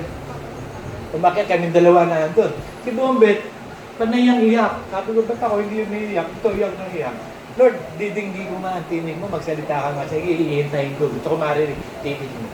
Aba, meron ako narinig sa isip ko. Sabi niya, you are my son. Sabi niya, you are my son. Tapos sabi ko naman, you are my sunshine. You made me happy. Nag-message si Taning, you are my son. Ay di sinundan ko na, you are my sunshine. Pag ako dinibigyan ako ng message ni Lord, yung relax lang ako, nagbabara, naliligo, darating ang message, susulat ko yun. Para pagdating dito sa pulpit, meron na akong point of contact, meron akong topic na i-discuss. Siya na bahala. Hindi ko kailangan maghanda na kung ano-ano. Basta't meron na naibigay na message. Ganon din sa propeta.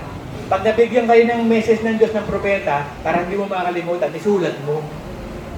Para pagdating dito, pwede mong basahin. Kasi yun ang message ni Lord. Hindi ka naman pastor para elaborate mo yun. Prophet ka eh. Para mag-profit ang iglesia sa'yo, maging prophet ka. So, ganun ang sistema eh. May mga ministeryong iba-iba, hindi pare-pareho. Pero isang espiritu gumagawa. Kaya mga kapatid, the just shall live by faith. Amen. Ibigay niyo sa akin ang inyong mga alalahanin. Kung kayo ay pumapatok, hindi ko ba kayo pagbubuksan? Tumingin kayo. Amen. Good morning mga kapatid. Ang buhay natin dito sa lupa, noong araw, nung hindi pa natin kilala ang Diyos, ang tingin natin, wala tayong takot sa Diyos nung araw, di ba? Ang tingin natin, pupunta tayo sa langit. Kasi ang katuwiran ng tao, mabait naman ng Diyos eh. Pag namatay ako, aaawaan ako. Naawa na nga eh. For by grace, you are saved through Jesus Christ.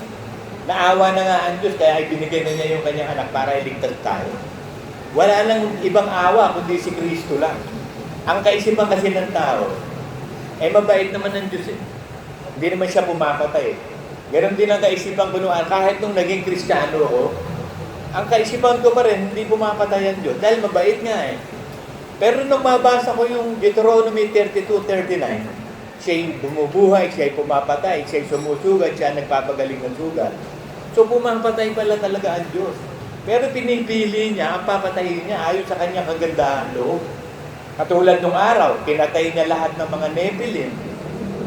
Dahil sobrang kasamaan ng panahon ni Noe, kailangan lipulin lahat ng tao. Kung mo tao, carnal minded, kaya kailangan i-born again. Kaya gano'n na lang ang pag-ibig ng Diyos, ibinigay niya yung kanyang anak.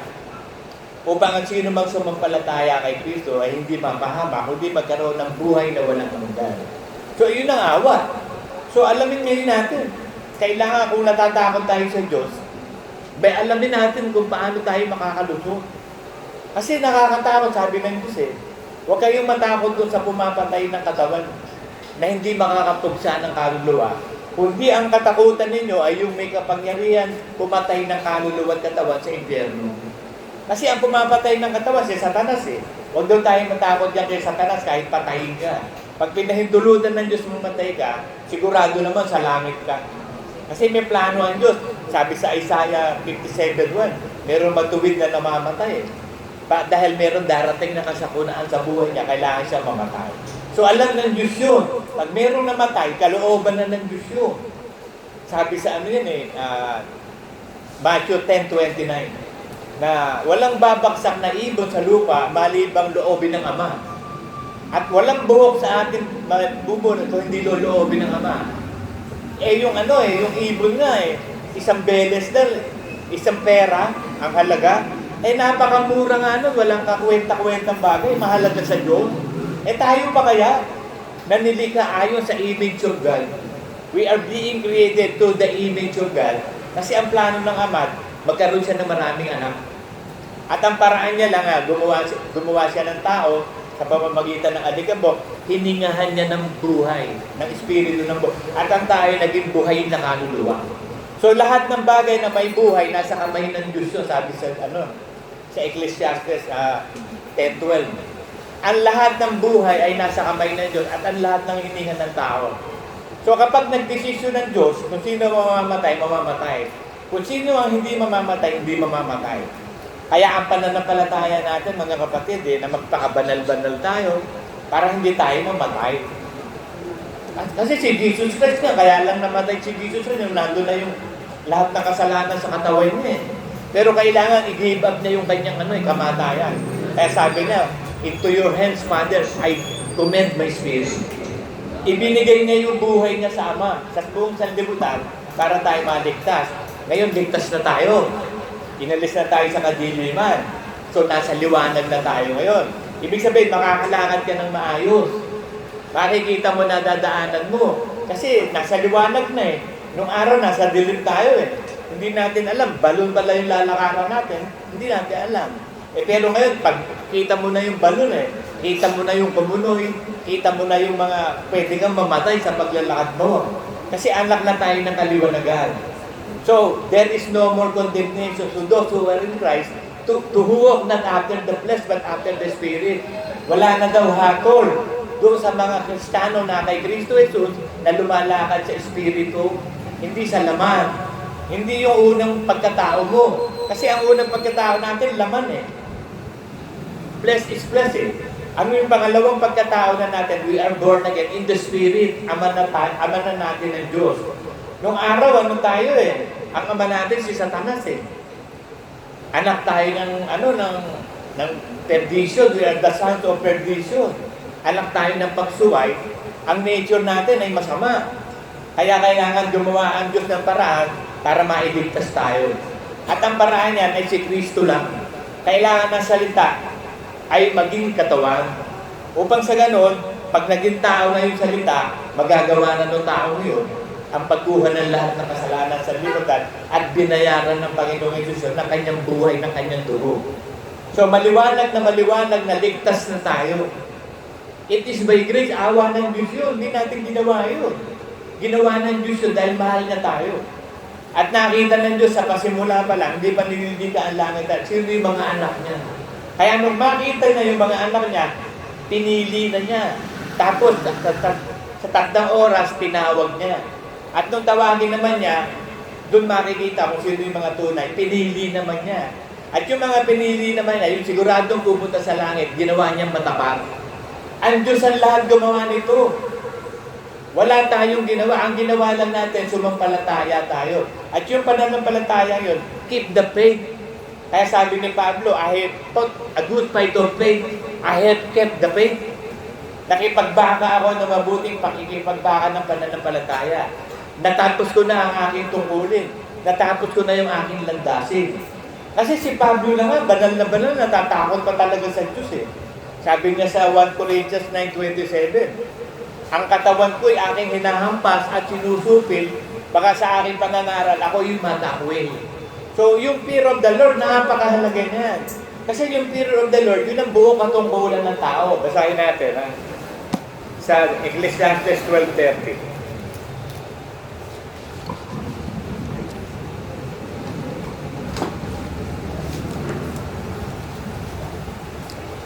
Ito ang wakas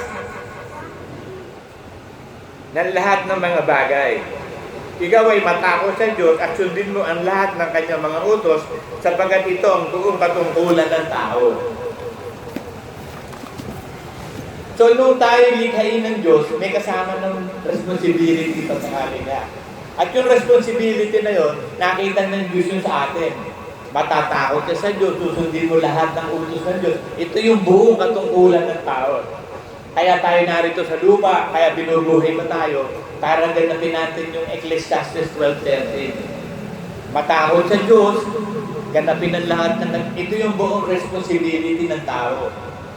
Great powers comes great responsibility. Yun yung sinabi ni Uncle Ben ng Spider-Man. Great powers comes great responsibility. Binigyan tayo ng matinding kapangyarihan ng Diyos. Mga anak tayo ng Diyos. So may malaki tayong responsibilidad. At yung responsibilidad na yan, yung takot sa Diyos. Kasi pag wala kang takot sa Diyos, bara-bara ka na lang eh. Matakot ka dahil pwede kang dali sa impyerno anytime. Yung mga anak nga ng kaharian, tatakot sa labas eh. Yung mga Hudyo na nga hinira, ang daming pupunta sa impyerno. Eh tayo pang mga hentil na ikinabit lang sa talagang puno. Kaya matakot ka, sabi, may kapangyarihan ng Diyos na patayin ka at itapon ka sa impyerno. So ang magagawa natin dito sa lupa habang nabubuhay pa tayo, fear the Lord. And fear of the Lord is the beginning of knowledge. Ang takot sa Diyos, pasimula na narunungan, nagkaalaman. Bakit? Kasi pag takot ka, aalamin mo, paano ako pupunta sa langit? Kasi nung araw, wala nga akong takot nun eh. Kaya nga salbahe-salbahe ko eh. Eh nung ma-realize ko nga na meron palang dapat katungkulan ng tao kasi nabasa ko sa Bible eh. Eh ang basis ng katotohanan ng Bible, ang basis ko nung araw, talingin ko, isip ko eh. Kahit nga sabi ko, hindi ko mapatay ang Diyos. Pero nung mabasa ko ng Word of God, tinapon ko na lahat ng mga idea ng isip ko, pinalitan ko na ng Word of God. Having the mind of Christ. Ang fearing God is having the mind of Christ. Kasi pag takot ka na sa Diyos, gagawin mo lahat ng gusto ng Diyos. Hindi na yung gusto mo. Ngayon, kung hindi ka natatakot sa iyo, di gawin mo ang gusto mo. Ngayon, gagawin din ng Diyos ang gusto niya sa iyo. Ayaw mo sumunod sa akin, binigyan kita ng chance. Sige, di-impierno kita. Eh kung mo nakita ng Diyos na talaga susunod tayo. Alam niyo yung nakapako sa krus, kaya ay niligtas yun. Ha? Ito yung aking opinion. Kasi pag yun nabuhay talaga na magiging Kristiyano, susunod yun sa lahat ng utos, ay niligtas ng Diyos yun. Hindi mo pwede sabihin, swerte yun. Ha? Pero mo, wala namang ginawa. Tinawag lang Panginoon si Cristo, ligtas na. Hindi, kasi ang Diyos, God of yesterday, today, and forever. Alam niya lahat ng mangyayari sa tao. Alam ng Diyos na yung nakapako sa krus niya, kung magiging Kristiyano, susundin nun ng lahat ng utos ng pagka-Kristiyano. Kaya niya iniligtas. Alam naman, ililigtas niya agad yung nagsisilang, tapos ligtas na. Ganun ang ginagawa ng tao. Di ba ganun ang maririnig natin? Kapag yung malapit na lang akong tsaka ako magsisisi. Paano ako madedo ka na? Hindi ka magsisisi. Ganun ang kaisipan ng tao Tsaka na lang ako magsisisi. Gagawin ko na muna lahat. At tulad sinasabi ni baby sa akin. Sabi niya, bakit? Sana nagpayaman muna ito doon sa asesor bago ka nag-Kristyano. Sabi ko, hindi ganun yun, baby. Ang Diyos ang tumatawag, ang Diyos ang gumagawa. Gumawa lang ang Diyos sa akin, na-realize ko. So nawala na sa isip ko lahat ng material na ang gusto ko na laman dito sa kaluluwa. Pero sa matatalino, tsaka mga tusong tao, pwedeng gawin yun, di ba? Magpapayaman muna ako, tsaka ako magsisisi. Hindi pwede yun. Today is the day of salvation.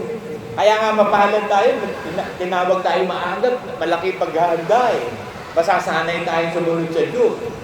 Ngayon yung iba naman, nasasanay sa pagsunod sa sarili niya.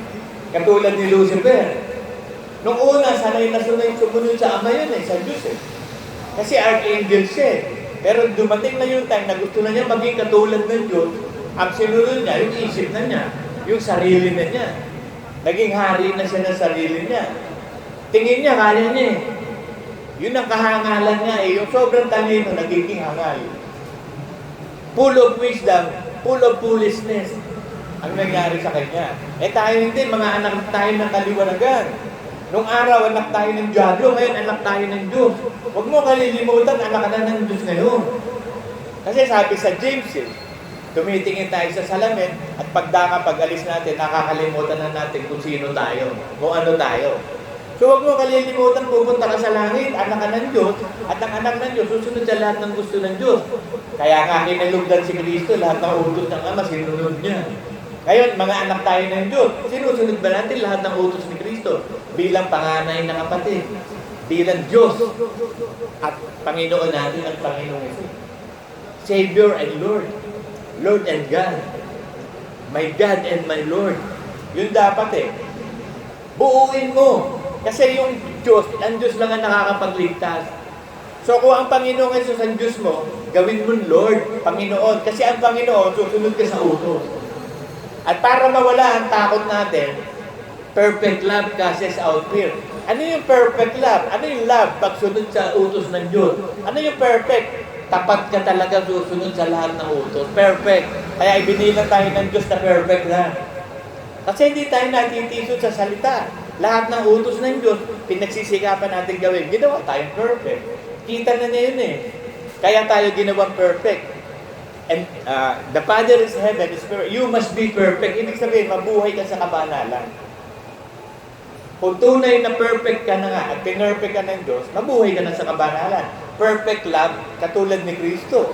Perfect love Hanggang sa krus ng Kalbaryo, sinunod niya. Hinubad niya yung pagka-Diyos niya, nabuhay siya ng pangkaraniwang tao.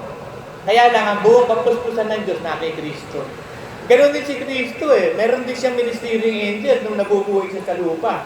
Di ba sa Garden of Gethsemane, tunulungan siya ng anghel doon? Sobrang panalangin. Pagkatapos, kita ni Lucifer yun Kaya sabi niya kay Jesus magpatihulog ka doon.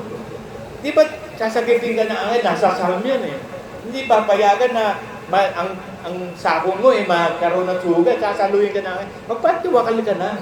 Meron na mga anghel O gano'n na mga doktor ni Satanas. Kasi na-realize ni Satanas ang pagiging sarili niya, Diyos niya Nakamdam niya yung gusto niya, yung maging Diyos yan ang sarili niya.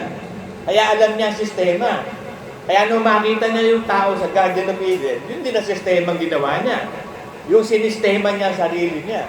Ginago niya yung sarili niya, ginago niya rin si Eva. Siya unang may kasalanan Siya unang kumain ng pag-aalam ng tama at mali. Nabatay si Lucifer sa tingin niyang tama, sa tingin niyang mali. Hindi nga ganun Nung nabuhay tayo dito sa lupa nung una, kaya nga tayo hindi natatakot sa iyo, nabatayan natin yung opinion natin, yung sapantahan natin, mabait ang Diyos, di tayo dadali sa impyerno. Nakita niyo yung unbeliever pag namatay ang tatay, pupunta na siya kay Papa Jesus. Kita mo, pupunta na daw kay Papa Jesus. Paano mo nalaman pupunta kay Papa Jesus yan? Yung iba naman, ang lakas ng loob na mamatay na. At kapag namatay ka ba, saan ka ba pupunta? Wala nang takot yan. Tingin nila mabait eh. Lahat ng tao halos tingin mabait. Lahat ng religion, tingin nila pupunta sa langit lahat ng member nila. Yun ang isip ng tao, pananaw ng tao. Pero ngayon, nabubuhay na tayo kay Kristo. Ang buhay na ikabubuhay natin ngayon sa laman, pananampalataya. At ang pananampalataya niyan, kay Kristo Jesus na siyang umibig sa akin at nagbigay na kanyang buhay para sa akin. So, iisa lang ang pananampalataya. Pananampalataya kay Kristo.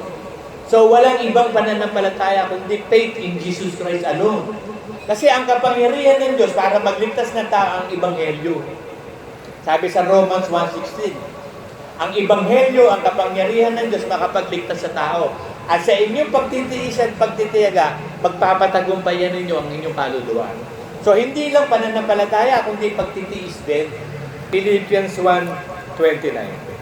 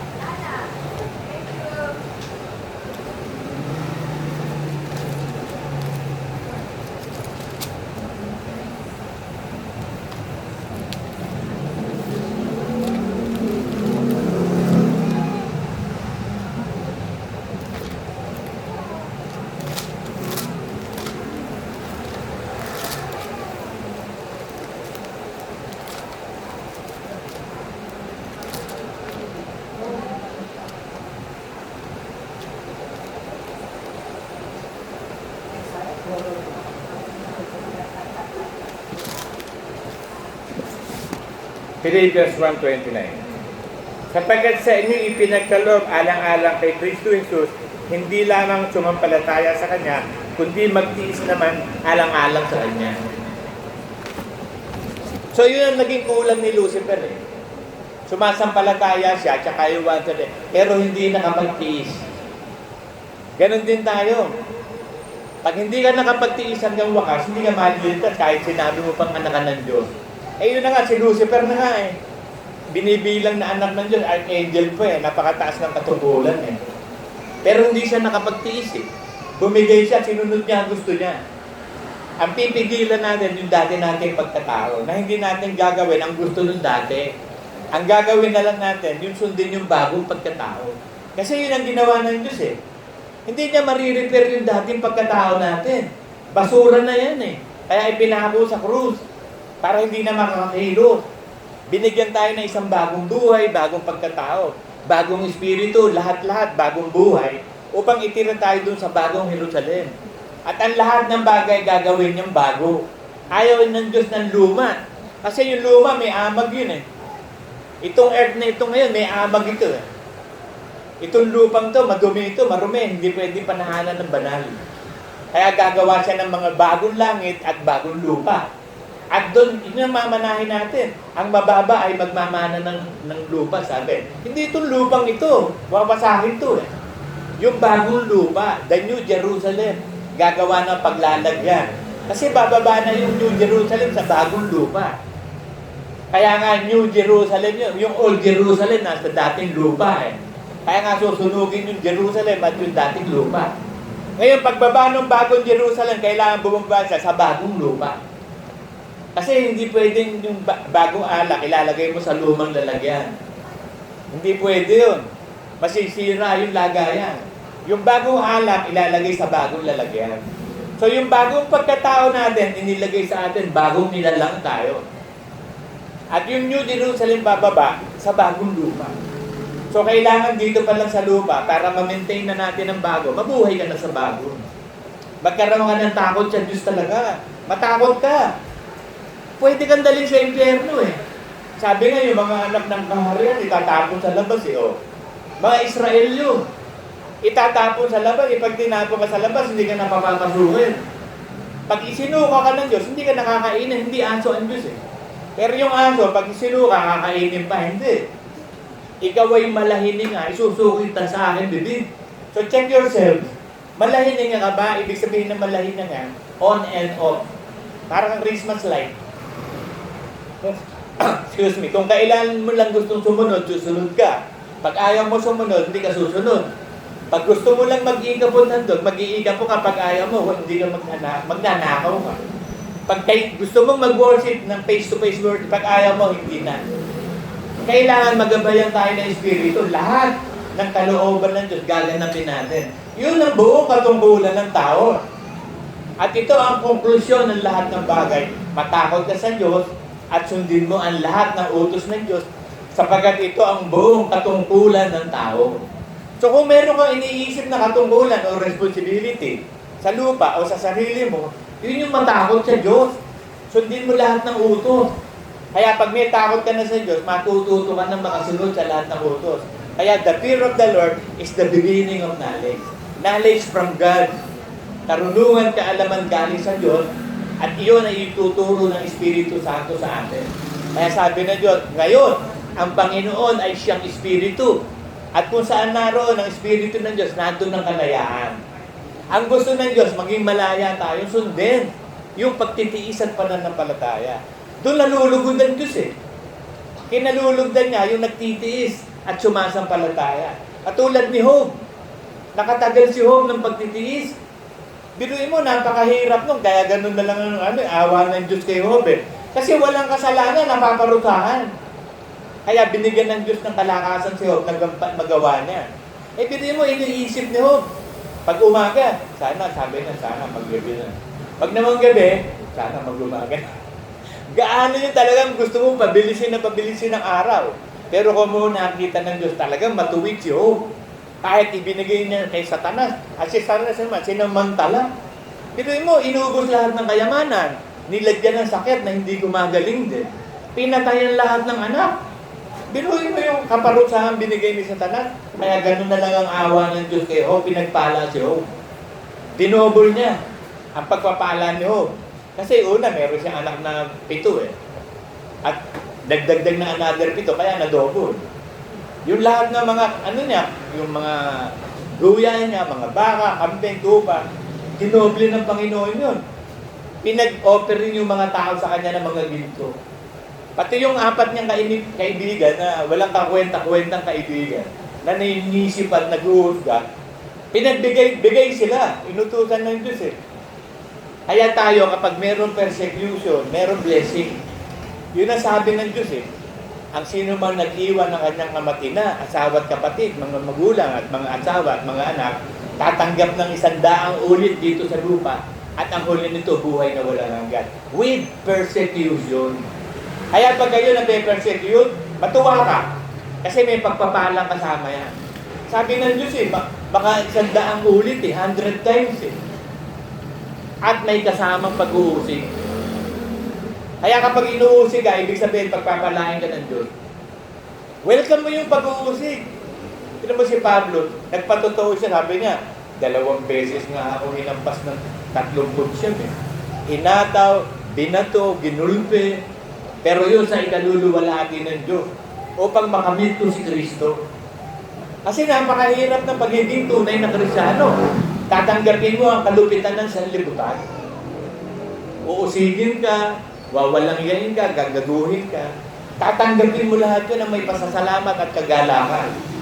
Magala ka kapag nagaganap to sa iyo. Huwag kang magtaka ba't nagaganap sa iyo yan. Pagkat kalooban ng Diyos, napadaanin tayo sa pagsubok, lumabas ang pagkaginto natin.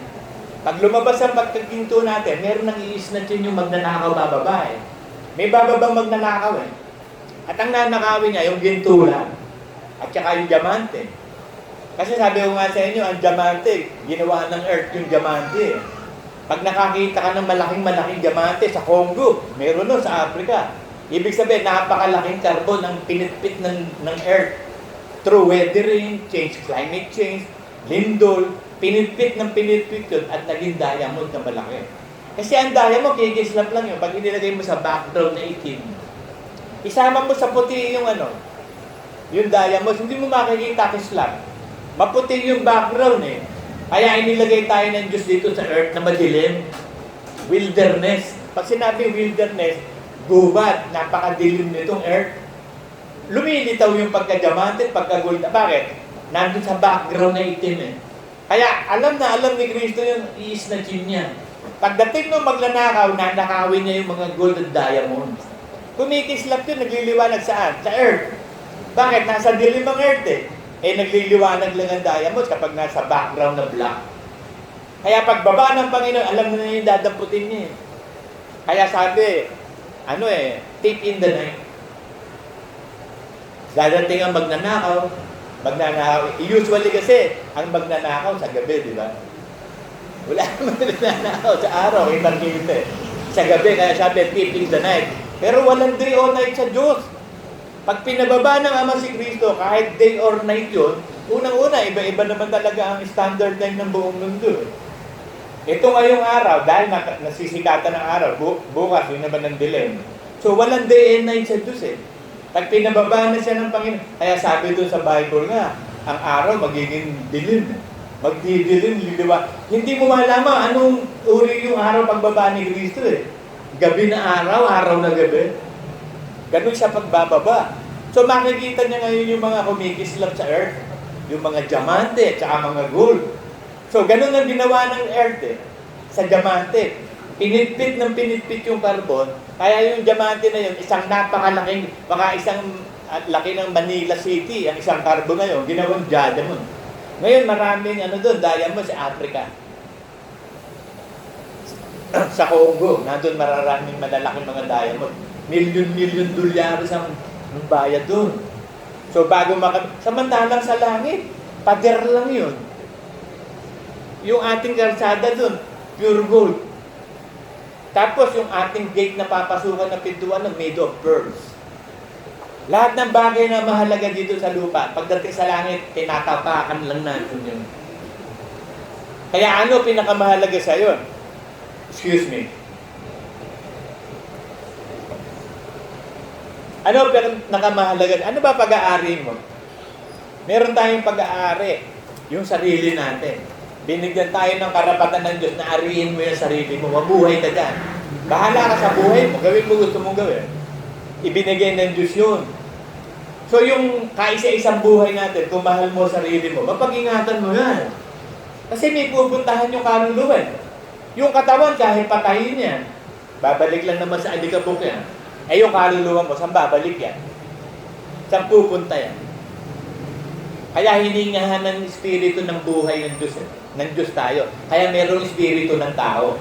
Ngayon, dahil sa sama ng mundo, na impluwensya tayo ng kasalanan, yung ating espiritu matuwid, naging suwail na espiritu, na kailangan i-born of the Spirit. Kailangan palitan na yun. Baguhin yung espiritu nasa tao, maging matuwid na spirit. Yun yung prayer ni David sa Psalm 51:10. O Panginoon ko, sabi niya, gawaan mo po ako ng isang matuwid na espiritu at isang bagong puso. Huwag mo po ako iwanan ng yung Espiritu Santo. Kasi nung araw, boss apan nararamdaman ni David ang Espiritu Santo sa labas niya. Kasi gumagawa talaga eh. Ngayon, hindi na, binigay na ng Diyos sa loob mo. Sigurado titira sa iyo. Bakit? Sigurado ang Diyos eh. Kasi ang bibigyan niya lang ng Espiritu Santo, mga anak niya. Kaya sigurado ang Diyos, kaya ibinigay eh. Sigurado siya, bakit?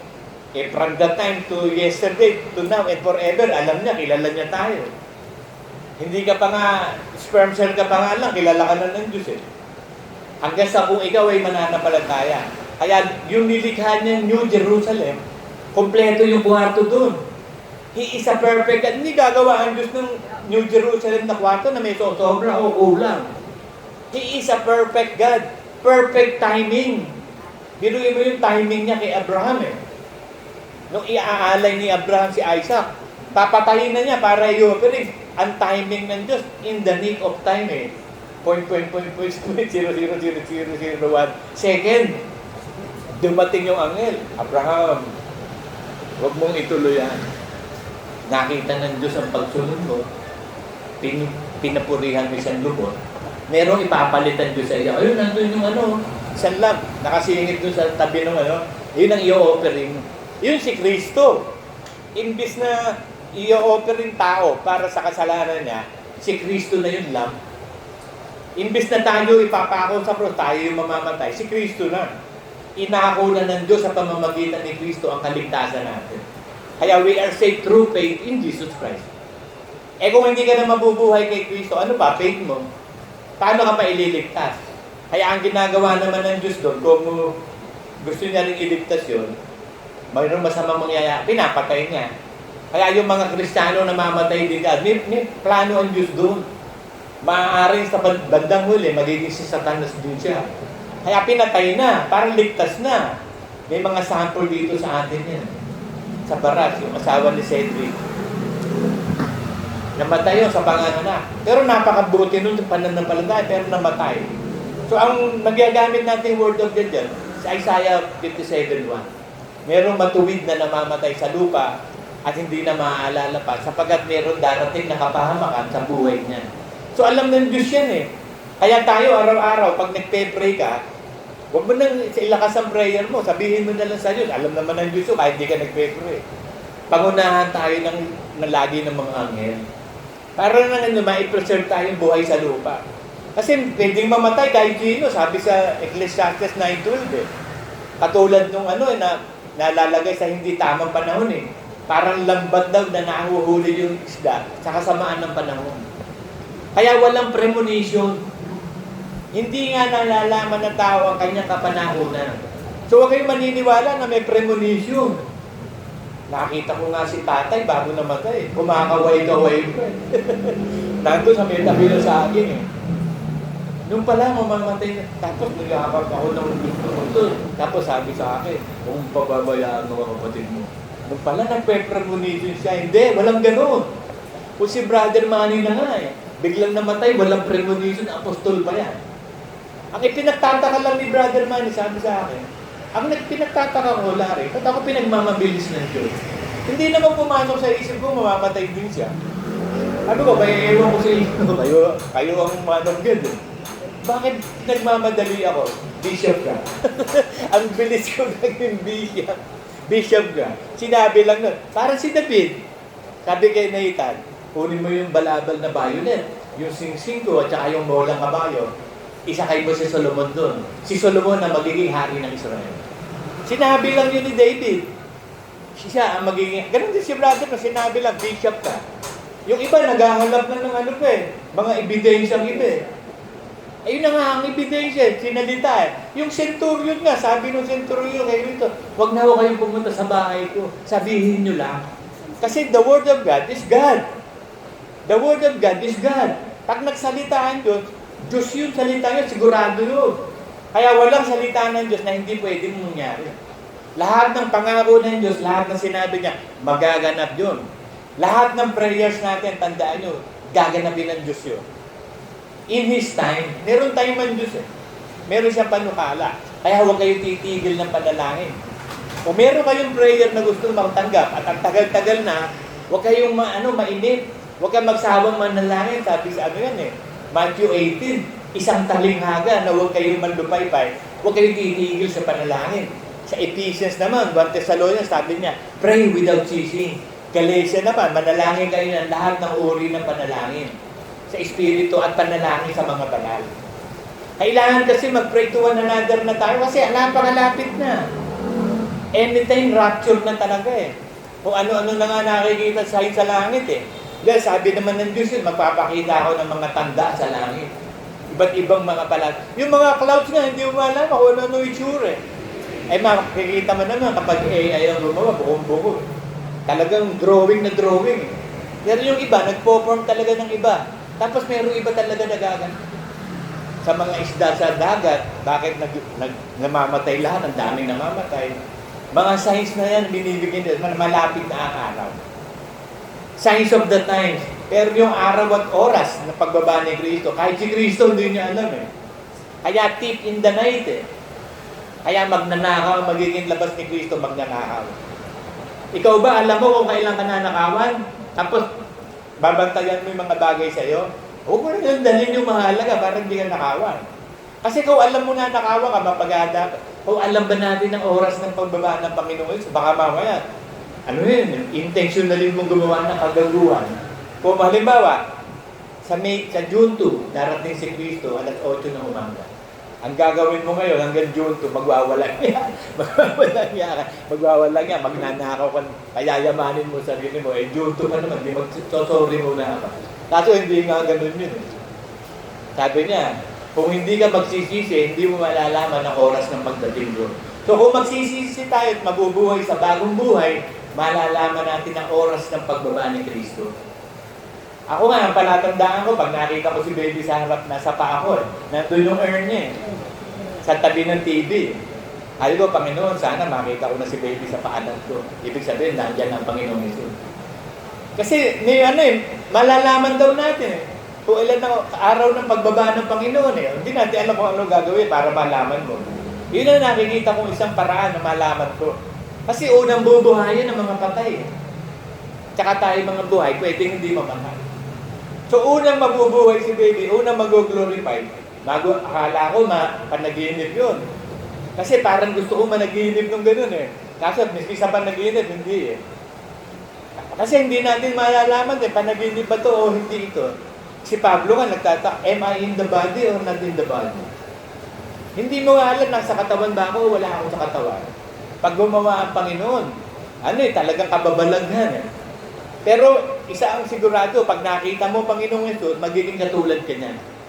Yun ang 100% na Word of God. Pag nakita mo ang Panginoong Yesus, magiging katulad ka niya. So pag nakita mo na ang Panginoong Yesus, unti-unti na nag-glorify ka nun. Tapos mag-meet tayo sa clouds lahat, dadali tayo doon sa kwarto natin sa langit. So habang nasa kwarto sa langit, dadaan ng 7 years, Great Tribulation. Pag bababa na tayo, bababa na si Kristo, kasama na tayong lahat. At pag tatak niya sa Mount of Olives, wawasakin niya lahat ng kalaban. Sa isang salita, patay lahat ng mga kalaban ng Jerusalem.